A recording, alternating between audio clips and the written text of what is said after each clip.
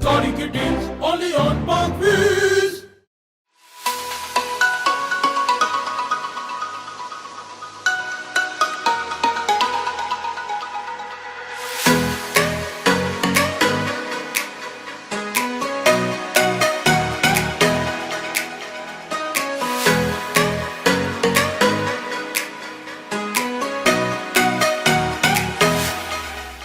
अस्सलाम वालेकुम पाक व्हीलर्स, मेरा नाम है सुनील मंज और मैं आज आपके लिए जिस गाड़ी का रिव्यू लेके आया हूँ बजट सीरीज़ में, उसका नाम है सुजुकी मरगला। पाकिस्तान में 1992 से लेकर 1998 तक सुजुकी ने जो है इस सेडान को मार्केट में जो है मुतारिफ़ कराया था। 1990 से लेकर 1992 तक जैपनीज़ इसका जो वेरिएंट है जिसको स्विफ्ट कहा जाता था, जो कि देखने में बिल्कुल ऐसी ही थी, बट उसका इंजन साइज़ 1000 सीसी है, वो मार्केट में आई थी बट वो कामयाब नहीं हो सकी थी। उसकी सबसे बड़ी वजह उसके फेलियर की, उसका अंडर पावर होना था, दूसरा वो जापानी गाड़ी थी, उसके पार्ट्स महंगे थे। लेकिन 1992 में जब सुजुकी ने पाकिस्तान में मरगला को लॉन्च किया तो उसके कामयाबी के पीछे 3-4 चीज़ें थी। एक तो इस गाड़ी का लोकल होना, इसके पार्ट्स की लोकल अवेलेबिलिटी होना, दूसरा इसका इंजन जो है वो 1300 सीसी था, जो कि मार्केट में मौजूद 1000 सीसी स्विफ्ट जो है जो कि सेम शेप की थी उससे ज़्यादा पावरफुल भी था और लोगों को ज़्यादा रिलायबल भी लगता था। तो ये 1300 सीसी गाड़ी थी जिसमें कार्बोरेटर इंजन होता था। इसके अंदर थोड़ी बहुत चेंजेस थी, जो कि इसकी फ्रंट ग्रिल है वो इंपोर्टेड वाली गाड़ी से फ़र्क थी। और अगर आप गाड़ी की फ्रंट जो ओवरऑल लुक है उसको देखें तो आपको सुजुकी जो कल्टस पाकिस्तान में आई थी एग्जैक्ट इसकी लुक वैसी ही लगेगी, जो कि इससे बहुत ज़्यादा मुमासलत रखती है। याद रहे 1992 में सुजुकी ने जब ये गाड़ी लॉन्च की तो उससे पहले सुजुकी जो है वो पाकिस्तान में एक हैचबैक गाड़ियाँ बनाने वाला इदारा समझा जाता था, क्योंकि उसकी तमाम गाड़ियाँ जो हैं वो छोटी कैटेगरीज में थी और ये पहली गाड़ी थी जो कि 1300 सीसी कैटेगरी में सुजुकी ने पाकिस्तान में लॉन्च की। इससे पहले 800 सीसी में Suzuki FX, Suzuki Mehran, Suzuki जो स्विफ्ट है वो 1000 सीसी में आती थी। इसी तरह सुजुकी खैबर भी 1000 सीसी में आती थी और जो इसका इंपोर्टेड वेरिएंट था जिसको सुजुकी स्विफ्ट कहा जाता था वो भी 1000 सीसी में आती थी। तो ये पहली गाड़ी थी जो 1300 सीसी कैटेगरी में आई थी। इस गाड़ी को बहुत ज़्यादा पाकिस्तान में पजीराई मिली थी और लोगों ने उस ज़माने में इस गाड़ी को जो है बहुत ज़्यादा तादाद में ख़रीदा भी था और 92 से लेकर 98 तक इस गाड़ी ने पाकिस्तान के अंदर एक अच्छी सेल फिगर जो है वो रिकॉर्ड की थी।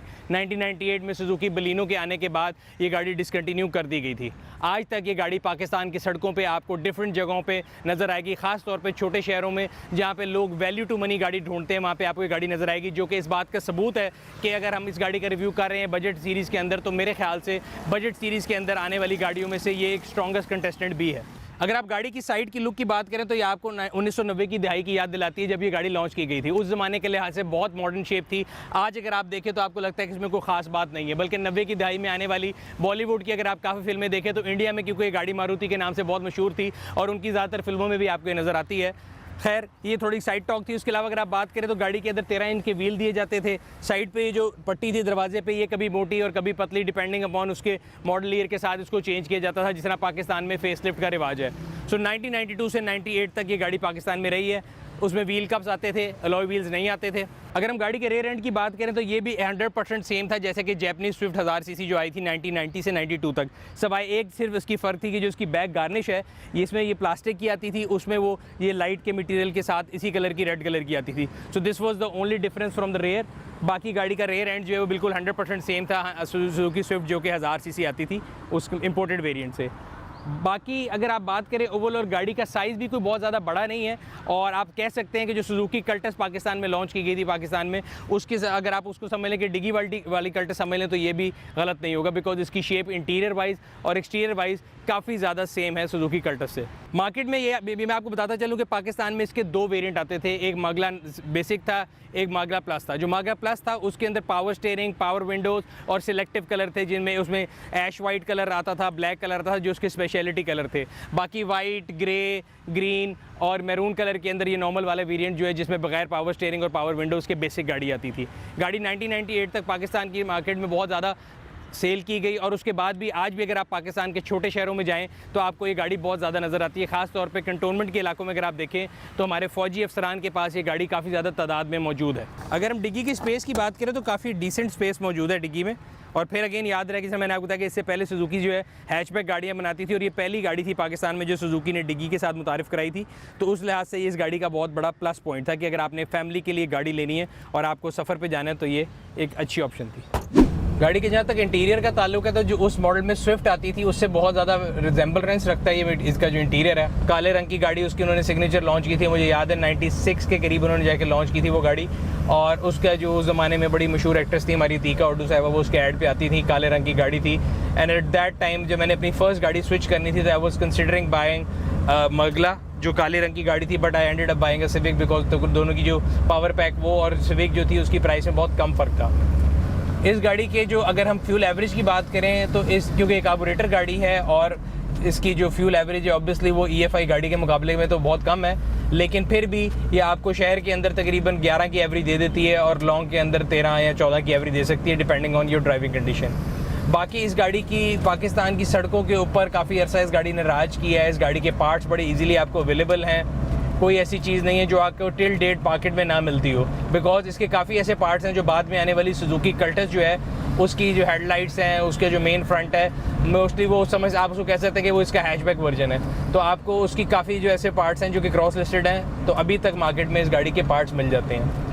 अगर हम बात करें कि ये किस प्राइस बजट में आज अवेलेबल है, तो इस गाड़ी को पाकिस्तान के अंदर इस टाइम पे अगर आप लेने जाएं तो जो इंपोर्टेड वेरिएंट था 1990 वाला वो तकरीबन 2-2.5 लाख रुपए में मिल जाता है, और जो लोकल वेरिएंट थे ये तकरीबन 3 लाख रुपए से लेके 4.5 लाख रुपए तक डिपेंडिंग अपॉन गाड़ी की कंडीशन, उसकी ऑप्शन और किस तरह की उसको आपने हालत में रखा हुआ है।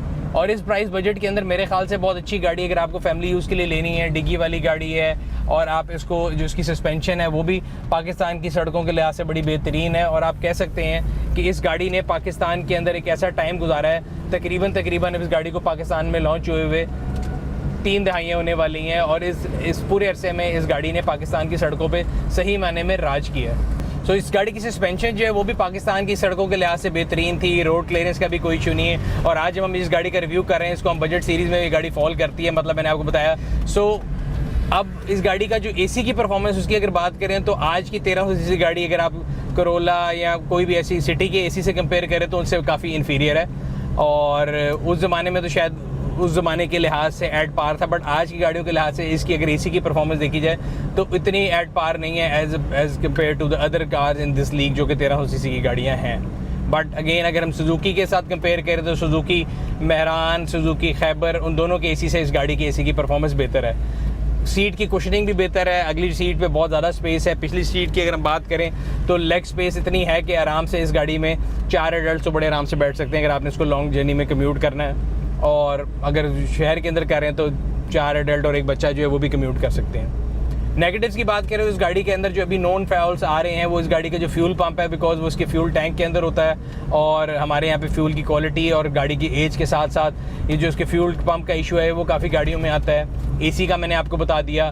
कार्बोरेटर की सेटिंग जो है वो हमारे यहाँ पे, क्योंकि अब जो नई जनरेशन मैकेनिक्स की भी समझ लें आप और वर्कशॉप की भी समझ लें, तो उसमें ज़्यादातर ऐसे लोग हैं जो कि कार्बोरेटर गाड़ी को अब नहीं समझते, तो आपको उसके लिए सिलेक्टिव मैकेनिक अवेलेबल होंगे, येट मैकेनिक अवेलेबल हैं, पार्ट्स भी अवेलेबल हैं। मेरे ख्याल से बहुत अच्छी वैल्यू टू मनी किसी भी अगर फैमिली के लिए आपने लेनी है या किसी इंडिविजुअल ने अपने इस्तेमाल के लिए गाड़ी लेनी है तो इस बजट के अंदर मेरे ख्याल से it's one of the best options. अगर आप जनरल मेंटेनेंस की बात करें तो गाड़ी बहुत अच्छी प्राइस के अंदर मेंटेन कर सकते हैं। अगेन बजट सेगमेंट की गाड़ी है और उस लिहाज से अगर आप एक्सपेक्ट करते हैं तो तकरीबन 2200 से 2500 के दरमियान इसकी जो आपको ऑयल सर्विस है वो कॉस्ट करेगी। इसके फिल्टर्स भी इजीली अवेलेबल है, मोबिल भी नॉर्मल डलता है। इसके अलावा बॉडी पार्ट्स जैसे मैंने आपको पहले भी बताया कि इसके अंदर काफ़ी ऐसे पार्ट्स हैं जो कि क्रॉस लिस्टेड हैं कल्टस में और उसमें कॉमन यूज़ होते हैं। सो पार्क व्हील्स के ऑटो स्टोर के ऊपर भी कल्टस के भी और मरगला के भी तमाम जो इंजन पार्ट्स हैं या बॉडी पार्ट्स हैं वो ईजिली अवेलेबल हैं। तो अगर आप ये गाड़ी रखते हैं और उसके पार्ट्स ऑर्डर करना चाहते हैं तो आप पार्क व्हील्स ऑटो स्टोर के ऊपर जाके घर बैठे हुए बगैर किसी परेशानी के कन्वीनियंस के साथ जो है पार्ट्स उनको ऑर्डर कर सकते हैं। 2020 में जब हम इस गाड़ी का रिव्यू कर रहे हैं तो ये एक बजट सेगमेंट में फॉल करती है, जिसका मतलब ये है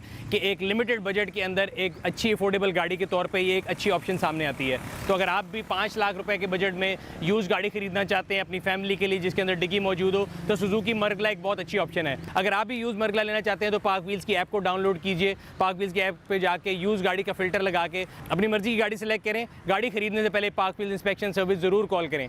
क्योंकि आप एक गाड़ी खरीद रहे हैं जो कि 30 साल पुरानी है और उसके मैकेनिकली और इंजन वाइज फिट होना है उतना ही ज़रूरी है जितना उसका फिजिकली अच्छा होना ज़रूरी है। तो पाक व्हील इंस्पेक्शन सर्विस आपको 200+ पॉइंट के ऊपर गाड़ी का कंप्लीट चेकअप करके बताती है कि उसका इंजन, सस्पेंशन, बॉडी किस हालत में है। धोखा खाने से बचें, पाक व्हील इंस्पेक्शन सर्विस कॉल करें। इंस्पेक्शन सर्विस कॉल करने के लिए हमारा टोल फ्री नंबर है 04211943357।